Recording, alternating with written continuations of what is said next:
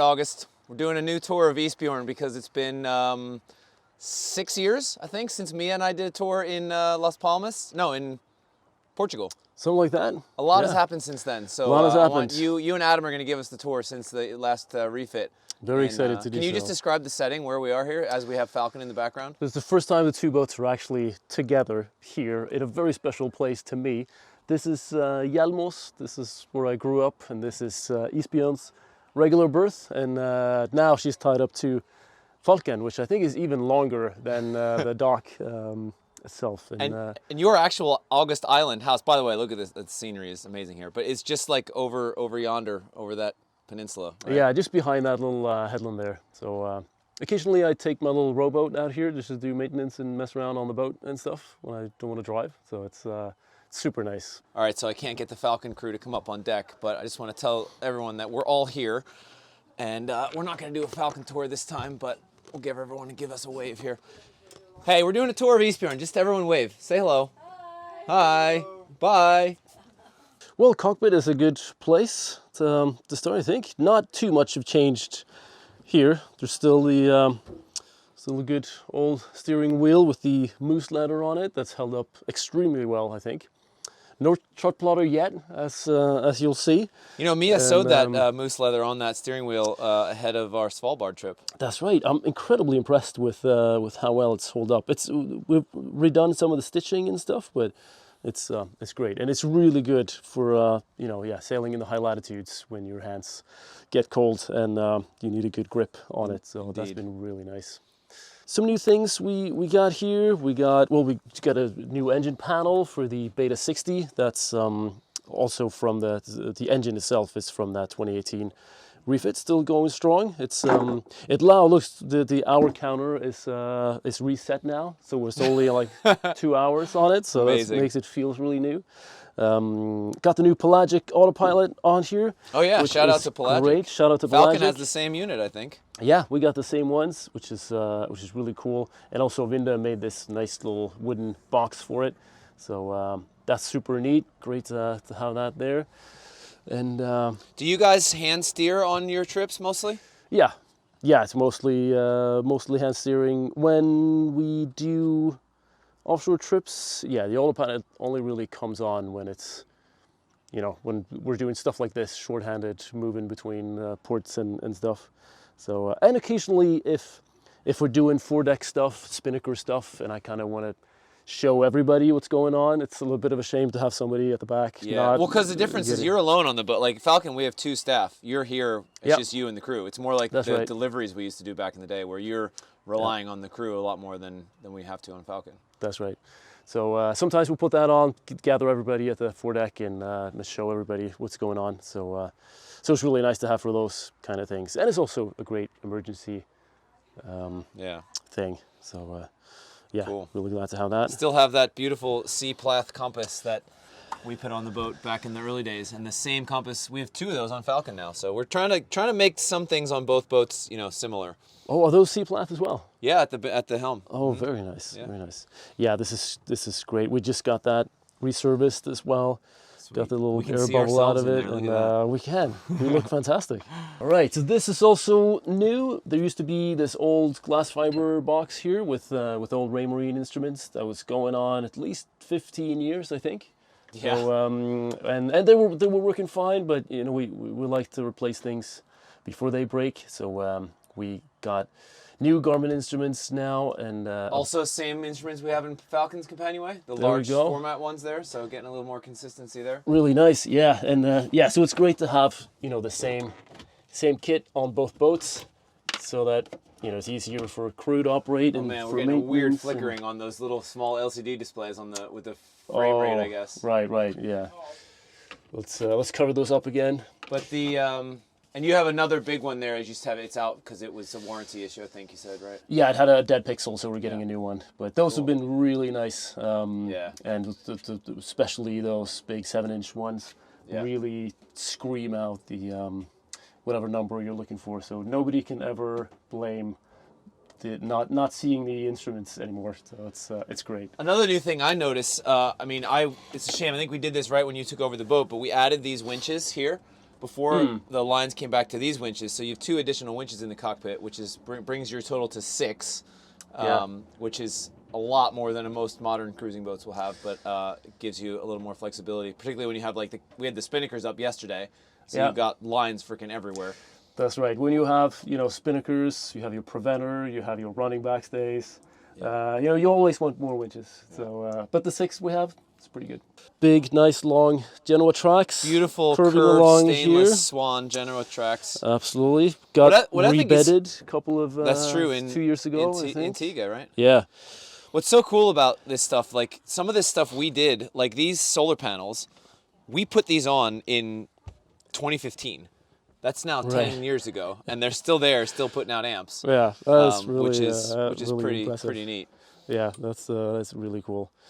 So yeah, we got that. We have these new beautiful port lights. Of course. That was these used to be aluminum frames and plexiglass, and the plexiglass was just, you couldn't see through it at all. It was completely clouded over, and yeah, the aluminum was really brushed to crap. So these just look fantastic. That's some jewelry right there, man. Yeah. Look at that. And you can actually look outside from inside the boat now. You Which can actually see out. Are they? Which Is it like tempered glass now? Yeah, tempered glass. So those are going to last as well, which is very good. I see a lot of shiny varnish up here that you've got your work cut out for you to maintain the standard that Vindo has created with those Dorade boxes and hatch surrounds. These ones look absolutely incredible. So yeah, that's going to be a fun winter project for me every year now, taking care of these. So, and they rebuilt the big sliding hatch too, right? Big sliding hatch is also new, which is great. You know, the old one was leaking a little bit, and also there was an old plexiglass cover here that was non-translucent at all. So we got a new. This is plexiglass again, and so you can now actually see through it, which is great.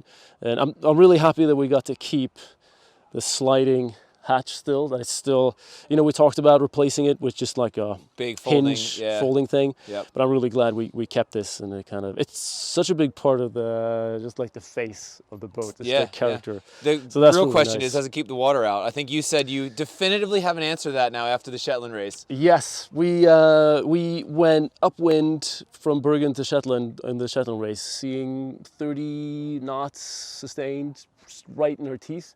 And those like short, choppy North Sea waves, and we ran the bilge pump for a total of 8 seconds on that whole passage. Wow! So yeah, it is. It's very good to hear. Watertight. All right, so oddly, we had the boat at Vindo for a refit in 2018, and again this past year, and both cases they installed a new windlass. That's true. Tell us about that. So there used to be an electric windlass up here. When I first bought the boat. That's right. Yeah. And then in 2018, you put a Sea Tiger 555 manual windlass. So there used to be a big old beast. Much to the chagrin of many of our crew. Up here, yes. Which required, you know, manual power to operate. So it was a big lever.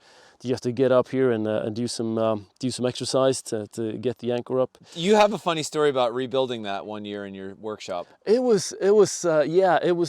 started to get a little slow, and it couldn't quite ratchet properly. So I rebuilt it in my garage, and it was such a pain. Like it was. You think, and I think the whole deal of getting a manual windlass too is like it's manual, it's mechanical, it's simple. It's going to be easy to maintain, easy to operate, and you can always fix it yourself. And I opened that thing. It was like a 17th century watch, just like exploded with like little gears and springs. It was like fuck, and so everything was stuck together and seized up because they're all different materials fused together. So I was out there with torches and sledgehammers and.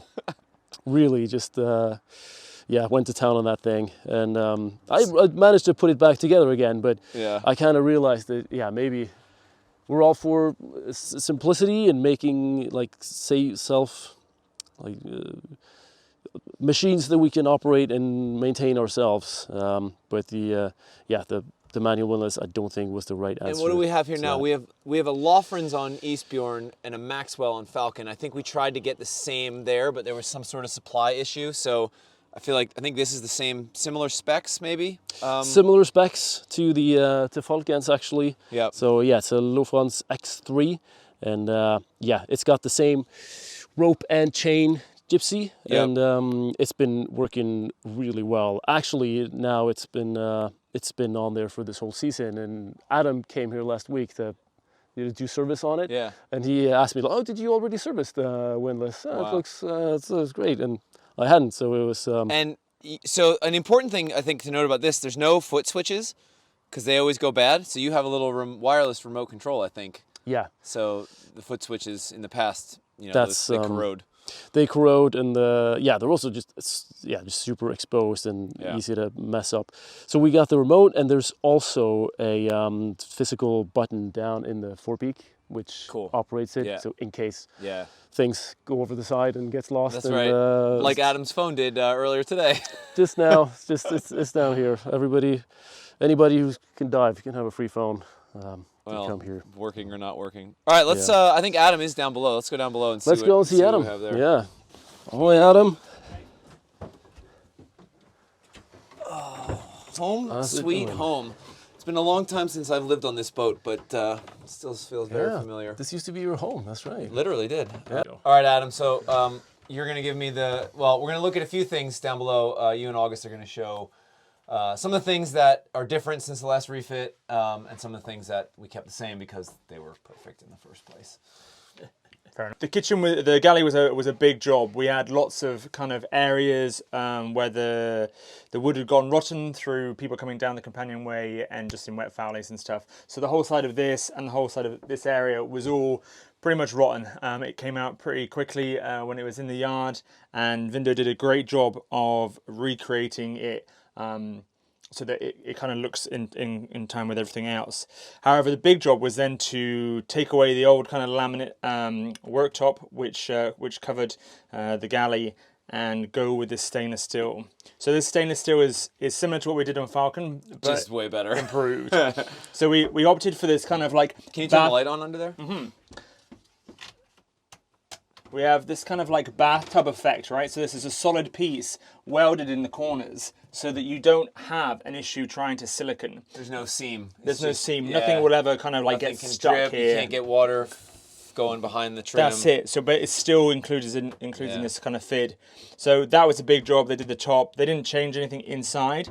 Yeah. But what they did do is they were really creative and allowed us to change some other things to do with the engine bay. So the engine bay kind of protrudes slightly underneath these sinks here, but we had an issue kind of with noise and smell and bits and pieces. So they created it so it was all better insulated, better organized, but also totally removable as well. So after the steps are moved and after this box is moved, you can actually remove the whole of this panel and all inside this cupboard, which gives you access then to all your cabling and all your pipe work. That all comes out of there. All comes out. All that white you see basically is removable. And during that time, they also took this lovely old, very old, I imagine, stove and had it refurbished, everything cleaned out. So we were conscious of whether or not we were going to take this opportunity to switch over and do the same as Falcon with the GN Espace. But the fact that they offered us the ability to refurb this one, it kind of was a no-brainer. That's cool. We'll get to the discussion because we switched to lithium batteries as well. So That's right, same reason not to do induction was just lengthen. The same reason we didn't do it on Falcon, lengthening time between charges. We already have the propane set up. Totally. Yeah. Cool.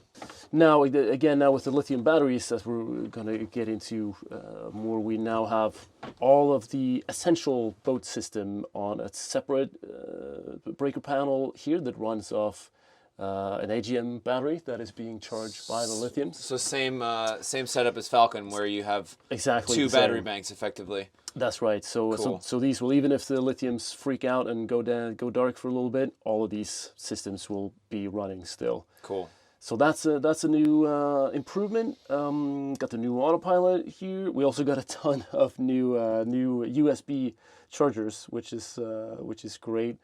Notice the same radar we have on Falcon, which actually started on ISBJÖRN. I put that on the boat in 2018, and then we got the same setup on Falcon. So another area where we're trying to make the boats similar systems for familiarity. Yeah, that is really great. Really good to have up in the high latitudes where we go quite a bit. SSB radio is still there. Still there. So very, very happy to have that. We don't, you know. I actually have. So one of our neighbors back home has a HF Shore like ham radio station. He's got like a gigantic antenna in his backyard. So I was gonna say one of these days we should try to connect. And when you're out on ISBJÖRN, call me at home on the. You can first call me on the sat phone and say, "Hey, go to the ham radio and let's try to make a connection." Yeah, that's the thing, right? We obviously have sat phones. We got our Iridium Go right here for weather updates and email and all that sort of stuff. And we also got, I mean, the really big new thing here is our Garmin chart plotter that we got along with this really nice shelf from Vinda. Fun Vindo story. You and I were there, and we were like trying to figure out where to mount the chart plotter. Did we like flush mount it there, but then it would protrude behind the bulkhead? And we're like, how about a shelf? And the carpenter's like, I'll be right back. And he like goes, and 5 minutes later comes back with the shelf already trimmed, cut out, and just mocked it up. He's like, how about that? Yeah, it was like 10-minute job. It was amazing. It's incredible. Yeah. So cool. So that's really nice. So the chop plotter has been working really great. We got it to primarily be like a hub for all of the instruments that we now can display on here, and that also enables us we can mirror this on all of our iPads, so we can use that for navigation and access all of the data everywhere and anywhere on the boat. And it's also a screen for our forward scanning sonar. That's that we needed a plotter to operate, which is because really you got to cool. have forward scanning sonar. Obviously, it needs forward scanning sonar, right? Cool. So that's been really neat. Here's that remote that we talked about. Oh yeah, your anchor windlass remote. Here's our the Pelagic autopilot remote. Yeah. Really nice, super sweet when I move the boat around alone, which I do sometimes, to have a remote for the autopilot. We talked about using this, this Garmin chart plotter was sort of an experiment to see like if we like this on ISBJÖRN, maybe we'll do the same on Falcon, because we don't currently have a wired hub on Falcon. It's only iPads, and that creates some limitations, but we haven't found like a perfect solution.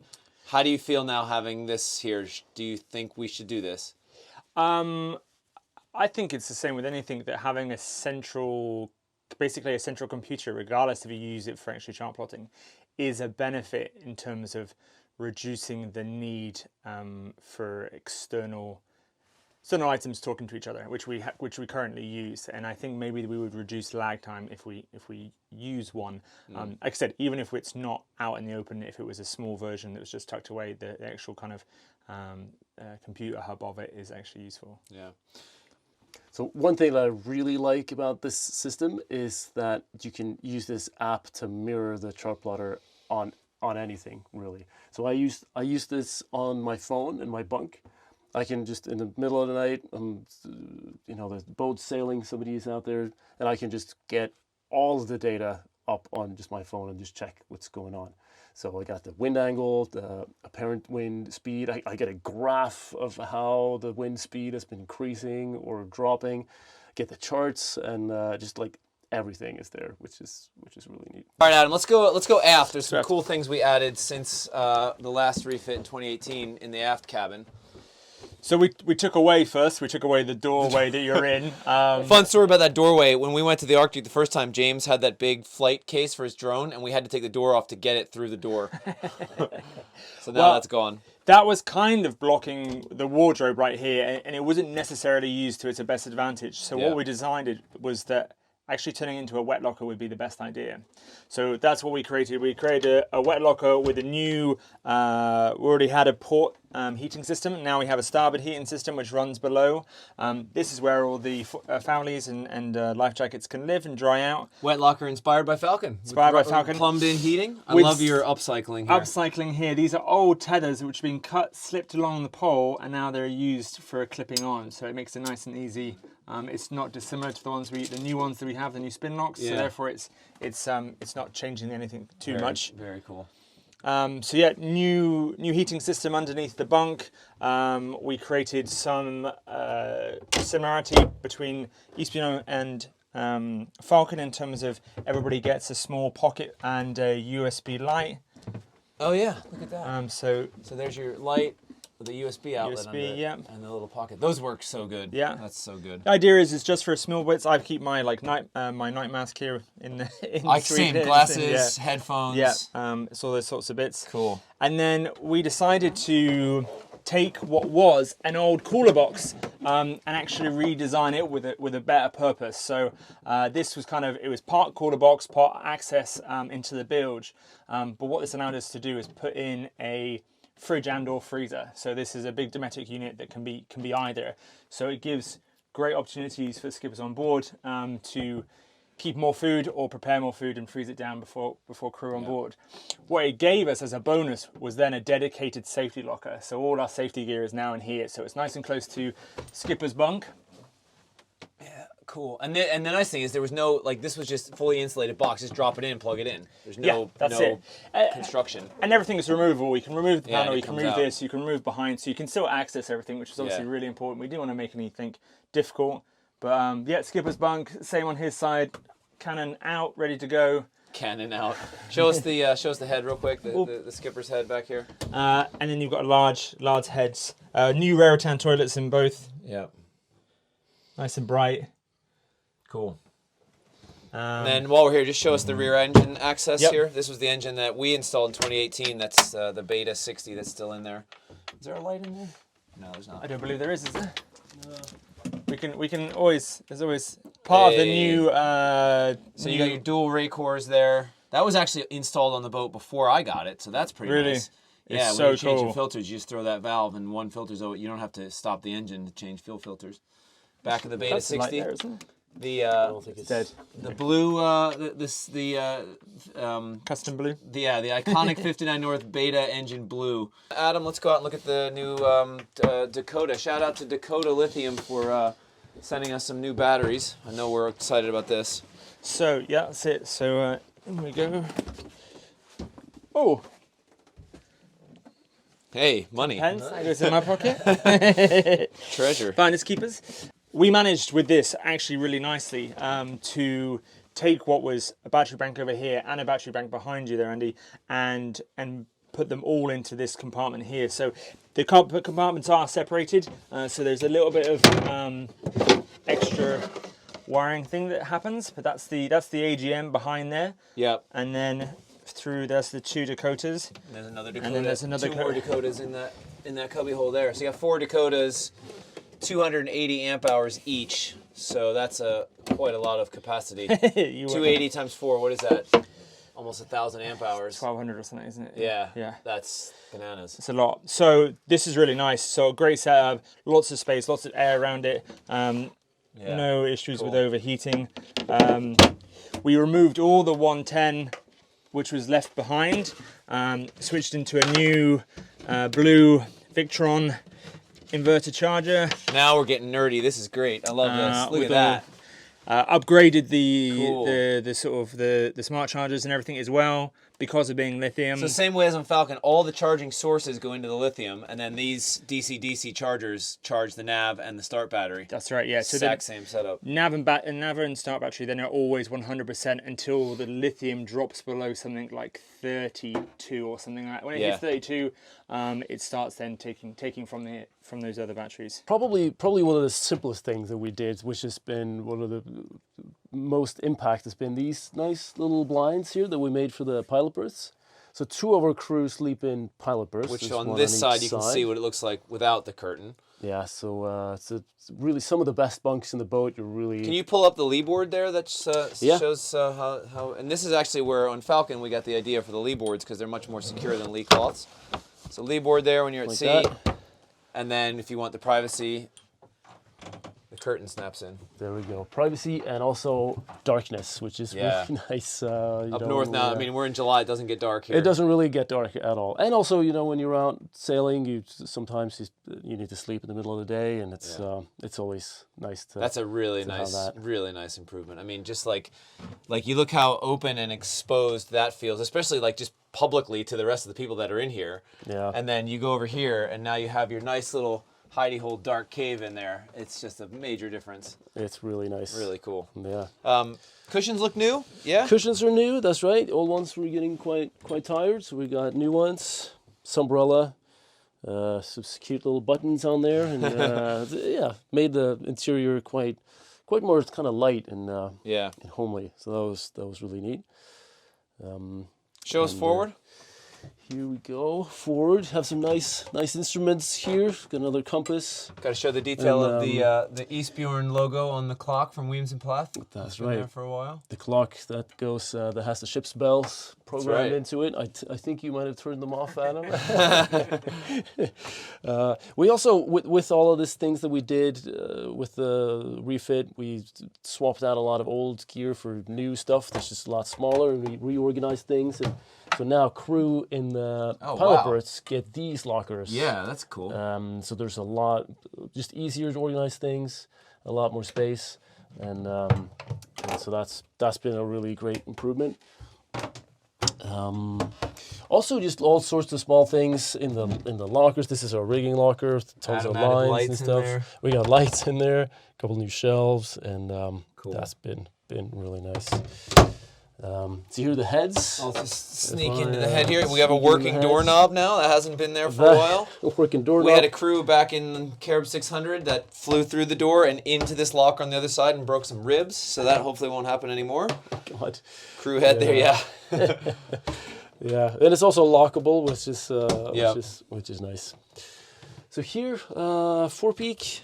Again, we upgraded these lockers here. Got a nice shelf in the middle there, which has improved things. There's your lights and pockets again for the lights and pockets here, and here you can see this new hatch. You can actually look at that. You can see out. You can see out. Hey, there's Falcon's mast. And it's just been it looks so much. Go and see one of the older videos and look at this, and it's just. And show us the storage under the bunks. Under the bunks. Sails under here, I think. Yeah, here we go. Here are some our sail wardrobe. Here's our symmetric spinnaker, storm jib, staysail here, smaller upwind Genoa. Cool. Is here. Got the lee boards. Here I think I built that. Oh, you did? I think I did. Oh, very nice. Looks great. Still going strong. Yeah. Very cool. Then, yeah. Chain locker forward, yeah? Chain locker forward. So here you can see great access to chain and rope and that nice, tidy, neat little France. So do you know, fun fact, I don't know if we talked about this in the first tour, but you see those stringers in the chain locker on the wall there? Oh, yeah. They were not there. When we brought the boat up from Key West to Fort Lauderdale in like very heavy upwind seas, that hull sides were like flexing quite dramatically and worryingly. So when we got back to Annapolis, a friend of ours who's like a Swan guy, he's like, we can fix that. So we glassed in those stiffeners and made all the difference. This is hull number 2. Later Swan 48s had that in there from the factory. Yeah. Ah. Yeah, so right here is the switch for the manual switch for the windlass. Oh yeah, in case the boat goes for a swim. And it's actually not a bad place to operate the windlass either. You can see it, it's right there. Yeah, and with the hatch open, you have great comms with the deck. Cool. And you can see everything that's going on. And we often, we need to have somebody down here anyways to depile the chain as it comes down. Cool. So, yeah. Very good. Nice work, boys. All right, I'm so excited to have both boats here, guys. There's Mia photobombing in the background. August, I'll leave it to you. Final thoughts. How you feel about ISBJÖRN? You going to do it for another 50 years here? Keep this thing going? Oh, absolutely. Yeah, I think she's a great boat, and she just keeps getting better and more special. And I think the way that she was built originally, I think she'll last another 50 years for sure. And it just becomes it's just such a joy to take care of and upgrade something like this. It's just such a gem, and she just gets more and more personality as time goes on, and more experience. So. Oh yeah. Do you have ISBJÖRN FOMO? A little bit, yeah. I think you and me should go back and sail there one day. I think we should too. I think we really should. That And would be I'd like to cool. bring Axel out here. I mean, Axel's never sailed on ISBJÖRN yet either. I mean, it's beautiful, and I think it's really cool to kind of upgrade her, because she deserves it. And but on the other hand, if you wouldn't know that she had done a refit, you wouldn't know, because it looks right. Yeah, that's cool. Yeah. That's a really good thought. So what are your final thoughts on all this? Do you think we'll, like, how long are we going to do this for with these boats? Like, ISBJÖRN's been doing this for 50 years. Exactly. No, I mean, as long as we think it's fun. And I think that's going to be for a long time. Yeah. Because I don't see why would this stop being fun. Yeah. Absolutely. Thanks, guys. Peace. Peace. Are you done with